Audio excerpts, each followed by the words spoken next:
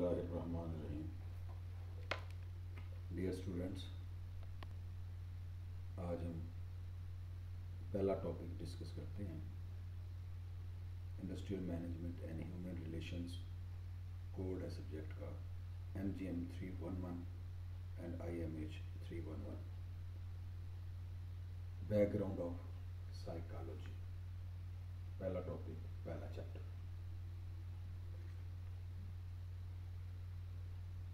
نفسیات کا تاریخی پس منظر. نفسیات کی ارتقائی تاریخ لاکھوں سالوں پر پھیلی ہوئی ہے. جیسا کہ ماہر نفسیات وڈ ورتھ نے لکھا ہے کہ it is safe to say that psychology is as old as the inquiring self conscious mind of man. یعنی جب سے انسان نے اس زمین پر قدم رکھا ہے، نفسیات کی ابتدا اسی وقت سے ہو گئی تھی. اس مضمون کی ارتقائی تاریخ کو ہم مختلف ادوار میں تقسیم کر سکتے ہیں، جس میں سے پہلا دور ہے قدیم دور، پریمیٹیو پیریڈ.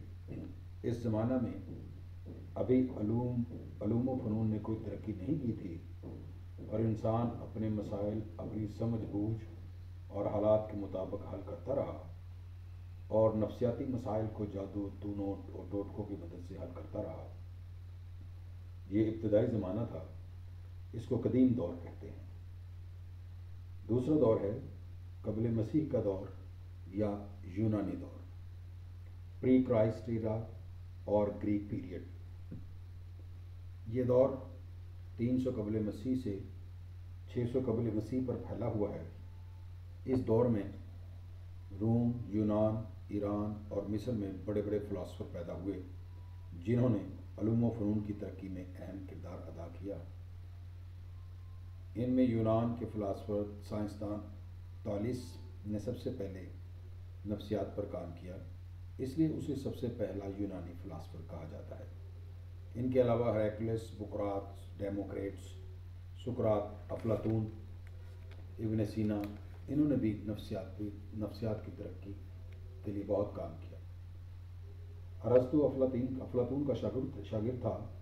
یہ سکندر اعظم کا 3 سال تک استاد رہا. اس نے تاریخ، اخلاقیات، سائنس، مذہب، فلسفے اور نفسیات پر بہت کام کیا. اس وجہ سے JB بالسٹن نے اسے پہلا سائیکالوجسٹ کہا ہے. مشہور ہے کہ اس دور میں ارسطو نے 500 کتابیں اور رسالے لکھے. اس کی کتاب روح ڈی اینیما نفسیات کی پہلی کتاب مانی جاتی ہے. ارسطو نفسیات کو علم الروح کا نام دیتا ہے.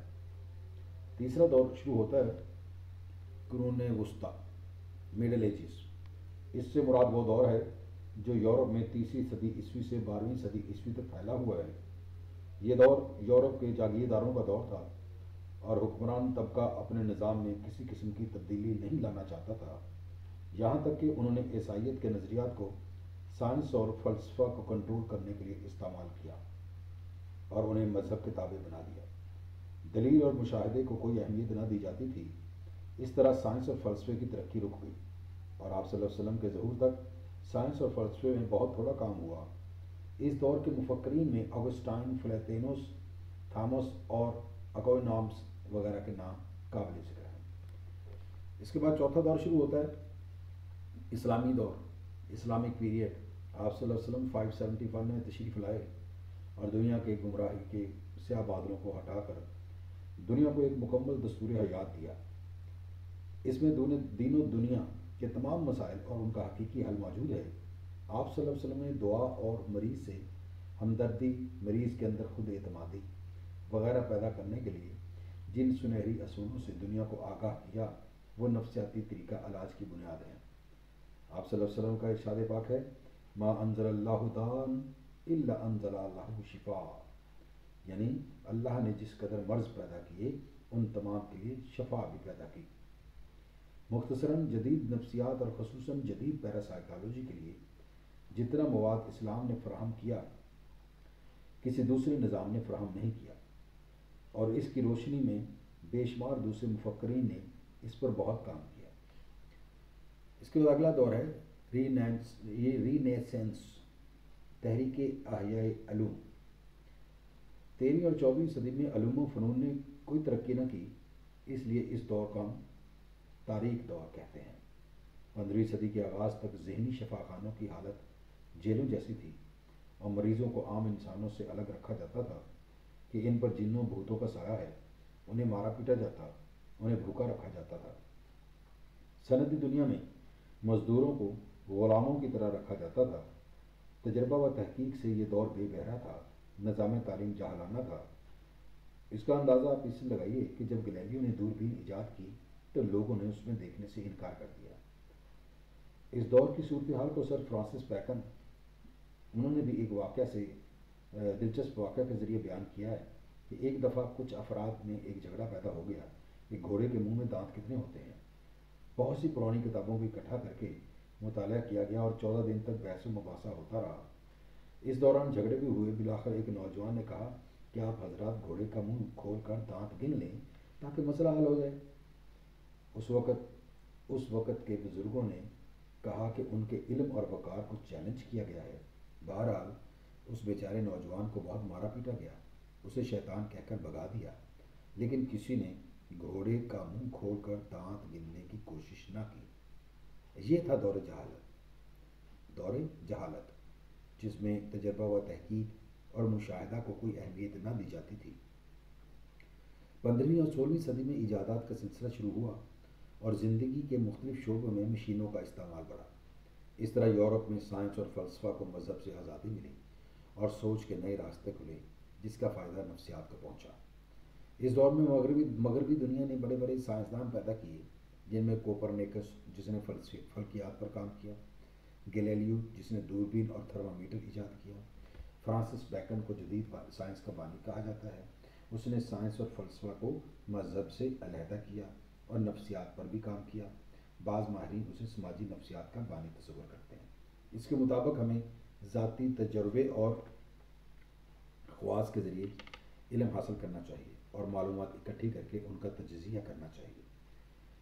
عزیز طلبہ، اس دور میں نیوٹن نے طبیعیات پر کام کیا، ڈیوڈ ہومز نے حواس خمسہ کی اہمیت اجاگر کی اور نفسیات کی ترقی میں اپنا حصہ ڈالا۔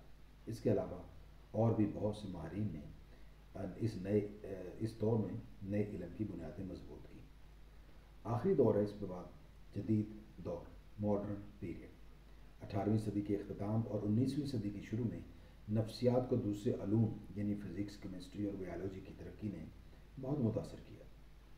اس دور میں نفسیات کا اتنا علم اکٹھا ہو چکا تھا کہ وہ ایک باقاعدہ علم کی حیثیت حاصل کر سکے۔ چنانچہ لیپزگ یونیورسٹی میں 1879 میں نفسیات کی پہلی تجربہ گاہ قائم ہوئی۔